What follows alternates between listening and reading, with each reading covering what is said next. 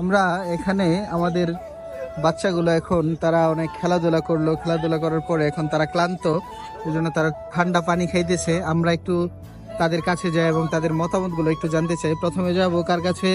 প্রথমে যাব এই ঘাস মেয়ের কাছে যাব, যার জামা কাপড় সব আমাদের এখানে প্রকৃতির সঙ্গে মিলে গেছে। আম্মু কেমন আছো তুমি? আপনি কেমন আছেন? আলহামদুলিল্লাহ, আমি ভালো আছি। আম্মু, তোমার এখানে আহসান মঞ্জিল আসার ব্যাপারে একটু বলো তো, তোমার কেমন লাগতেছে, কি অনুভূতি তোমার? আগামীকাল আমার পরীক্ষা, তার জন্য আমার মামা আমাকে নিয়ে এসেছে আহসান মঞ্জিলে। ও, তোমার পরীক্ষা, তুমি কি লজ্জা পেয়েছো? আচ্ছা, যাই হোক, আমরা পরে যাই। পরে আছে এখানে, তোমার নাম কি আম্মু? ইসরাত। ইসরাত, তুমি বলো তো তোমার এখানে আসার ব্যাপারে।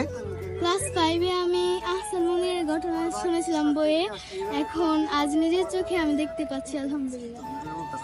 ওকে, যাই হোক, আমার ভাগ্নি ইসরাত সে ক্লাস 5 এ যখন পড়ে তখন তার বইয়ে পড়েছিল যে আহসান মঞ্জিলের কথা। সে এখন তার নিজ চোখে আহসান মঞ্জিল দেখলো, সে অনেক আনন্দিত এবং উচ্ছ্বাসিত।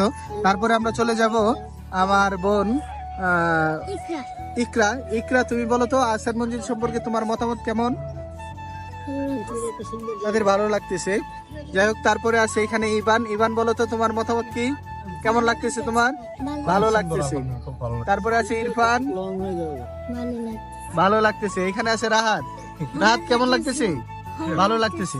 তারপরে আমরা চলে যাব, আমাদের বড় হুজুর আছে এখানে। হুজুর আমাদের এখানে বাচ্চাদেরকে নিয়ে কথা বলতেছে। পাশে আছে আমাদের হারুন সাহেব হুজুর এবং সাকিব এবং আমাদের নাজেরা হুজুর। আমরা হুজুরের কাছে চলে যাই, বড় হুজুরের কাছে। উনি দেখি কি বলে আজকের আমাদের এই আহসান মঞ্জিলে আসার ব্যাপারে। আসসালামু আলাইকুম রহমতুল্লাহি ওয়া বারাকাতুহু। আলহামদুলিল্লাহ, সবসময় ব্যস্ততার ফাঁকে ফাঁকে আসলে বাচ্চাদেরকে নিয়ে মাঝে মাঝে আহসান মঞ্জিলে আসা দরকার। সুন্দর একটা মনোরম পরিবেশ, আপনারা আপনাদের ফ্যামিলি নিয়ে এখানে আসতে পারেন। এখানে এসে আপনারা নীরব সুন্দর প্রকৃতির মাঝে আপনারা হারিয়ে যেতে পারেন। সুন্দর একটা জায়গা আছে, মাঠের মধ্যে বসে বাচ্চাদেরকে নিয়ে আপনারা ফ্যামিলি নিয়ে আসতে পারেন ইনশাআল্লাহ। আমি আমার বাগ্নি ইসরাত, এই স্নিগ্ধামণি, ইকরা, ইবান, ইরফান, আমার ভাতিজা রাহাত, তাদেরকে নিয়ে আমি এখানে আসলাম। ওরা অনেক আনন্দিত, ওরা অনেক খুশি, আলহামদুলিল্লাহ। শুকরিয়া জ্ঞাপন করছি হুজুরের প্রতি, হুজুরের চমৎকার মতামত দেওয়ার জন্য।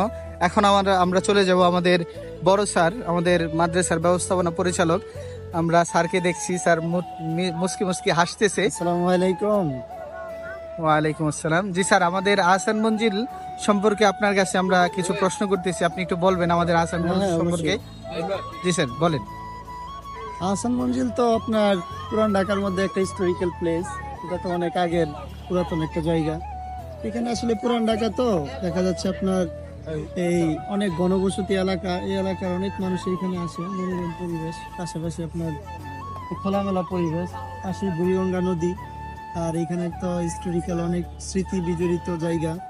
এখানে নবাব বাড়ি আছে, পাশাপাশি পুকুর পাড় আছে, এদিকে খোলা মাঠ আছে, ফুলের বাগান আছে। আপনারা চাইলেই ঘুরে আসতে পারেন আহসান মঞ্জিল, আমাদের পুরান ঢাকা। এখানে আসবেন, ঠিক আছে? ভালো থাকবেন। মাশাআল্লাহ, আমাদের বড় হুজুর আমাদেরকে বলতেছে যে আমাদের যত পরিচিত মাধ্যম আছে, যত মানুষ আছে, তারা যেন অবশ্যই আহসান মঞ্জিলকে দেখতে আসে। আহসান মঞ্জিলের ভিতরের যে সুন্দর কাঠামো দেওয়া আছে এবং আগের দিনের রাজা বাদশারা যে ঐতিহ্যবাহী জিনিসপত্র ব্যবহার করত, তা খুবই সুন্দরভাবে আহসান মঞ্জিলে দেওয়া আছে। এবং আমরা সবাইকে অনুরোধ করতেছি যে আমাদের আহসান মঞ্জিল আসার জন্য। এটা পুরান ঢাকার একটা ঐতিহ্যবাহী জায়গা, পাশে বুড়িগঙ্গা অবস্থিত। আহসান মঞ্জিল খুবই সুন্দর এবং নান্দনিক একটা আমাদের ভাস্কর্য ভিতরে দেওয়া আছে, এবং অনেক কিছু, অনেক জ্ঞানের সমুদ্রে এখানে দেওয়া আছে। আপনারা যদি আসেন, দেখবেন আহসান মঞ্জিল সম্পর্কে। আহসান মঞ্জিল সম্পর্কে আপনারা অনেক কিছু জানতে পারবেন, অনেক তথ্য জানতে পারবেন। আপনাদেরকে আসার জন্য বিনীতভাবে অনুরোধ করছি, এবং আমাদের এই প্রকৃতমণ্ডিত জায়গা আপনারা ভ্রমণ করবেন, দেখবেন এবং উপভোগ করবেন। সেই জন্য আপনাদেরকে কি অনুরোধ জ্ঞাপন করছি। আসসালামু আলাইকুম রহমতুল্লাহ, ভালো থাকবেন সবাই।